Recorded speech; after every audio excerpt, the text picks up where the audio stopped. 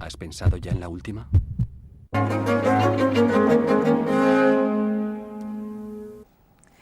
Jóvenes y drogas forman un cóctel explosivo cuyas consecuencias son imprevisibles, sobre todo cuando la relación empieza a edades tan tempranas como los 13 años, según nos dicen los estudios. Los datos son tan alarmantes que un grupo de senadores y diputados han llamado a más de 20 expertos para escuchar su diagnóstico y las soluciones que pueden aportar. La ponencia acaba de presentar sus conclusiones y hoy han venido a contárnoslo 4 miembros de la Comisión Mixta contra las Drogas del Congreso y del Senado.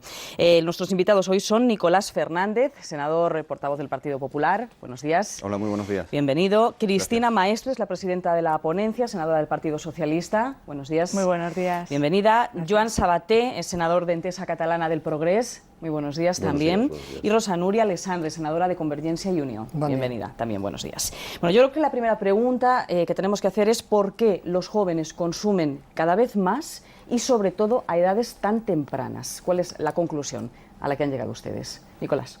Bueno, pues yo creo que lo primero que hay que decir es que las conclusiones lo han sido por unanimidad. Quiere decir que del conjunto de los expertos que han intervenido en la ponencia, así como de las opiniones de los grupos parlamentarios, se ha llegado a la conclusión de que todo el mundo apunta en la misma dirección. Hay una serie de causas en las que luego entraremos con más profundidad, pero que resumiendo mucho, pues inciden en que en primer lugar se ha producido una serie de cambios. Hay drogas que antes se consumían mucho, como por ejemplo la heroína, que se consumen cada vez menos y en cambio son sustituidas por otras drogas, como puede ser fundamentalmente el cannabis, la cocaína o las pastillas las drogas de diseño, el éxtasis y similares. Y además ese consumo está asociado, a diferencia de lo que pasaba antes, a tiempo de ocio, fundamentalmente los fines de semana, ¿no? Junto con eso hay también otras conclusiones, y es que en los jóvenes existe una menor sensación del peligro que comporta para su salud estas drogas. Por otra parte, también se detecta una mayor accesibilidad. Es más fácil encontrarlas y todos los expertos nos decían además que el precio ha bajado y por tanto los jóvenes tienen una mayor accesibilidad a las mismas. Hay incluso informes que dicen que comprar ciertas drogas es más barato que cargar el móvil, así que desde luego que están al alcance de todos y especialmente que es lo que nos ocupa hoy de los menores, Cristina. Sí, ese es el problema principal y lo que más nos preocupaba, y por eso insistimos mucho en los trabajos de la ponencia para profundizar en este aspecto, porque sin duda lo que más nos preocupa es la salud de nuestros jóvenes y en eso queremos profundizar. Yo creo que un poco al hilo de la pregunta se produjo una especie de efecto perverso con el tema de la heroína, porque hubo una época o un momento en la década de los 80 y principios de los 90 en el que la heroína era la droga más consumida en España y que se generó una serie de imágenes sumamente negativas, de imágenes y de percepciones negativas en cuanto a la toxicidad de la heroína. Se empezó a percibir como una droga realmente dañina y como contrapartida, por eso digo que es un efecto perverso, se empezó a ver la coca y las drogas de diseño como unas drogas que no eran nocivas y que no hacían daño, que daban una buena imagen social, se salía del estigma de la marginalidad que, por ejemplo, sí que había dado la heroína. La coca era, por aquellos momentos, en los 90, la droga de los yuppies, de la gente de la alta sociedad, y estaba bien vista. Y se ha ido generando esa corriente en torno a la idea de que son drogas, las drogas de diseño y las drogas actuales, que no son dañinas, igual que la marihuana o igual que el hachís, que se consideran drogas naturales y que no dan ningún tipo de problemas, y nada más lejos de la realidad. Nosotros, escuchando las voces de los expertos, salíamos en muchas ocasiones sumamente preocupados, porque es cierto que el consumo está creciendo, está aumentando, no es un problema que solo ocurra en España, es un problema transnacional.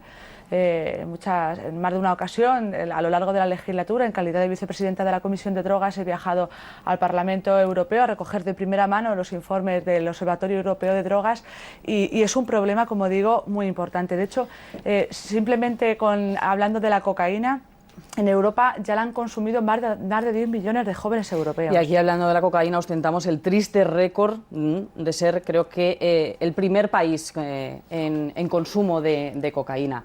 Joan, su diagnóstico, ¿por qué los jóvenes se enganchan? No sé si se enganchan, es exagerado, pero tienen sus primeros escarceos con la droga a una edad tan temprana. Sí, abundando un poco en lo que ya se ha dicho, yo creo que hay una no percepción del riesgo, ¿no? O sea, de la gravedad de la situación, que por otra parte es propia de la adolescencia y de la juventud, ese no sentido de riesgo, y evidentemente que hay que añadir esas voces que se alzan públicamente, quitándole importancia y gravedad al consumo de los derivados del cannabis, ¿no? Que yo creo que eso, unido a estos hábitos del fin de semana, que también se han dicho ya, acaba creando la percepción de que el joven controla, de que no hay riesgo y que por tanto eso, como que es un hábito de fin de semana, pues bueno, que se puede integrar perfectamente y es compatible con una vida absolutamente normalizada, cosa que por otra parte es absolutamente falso.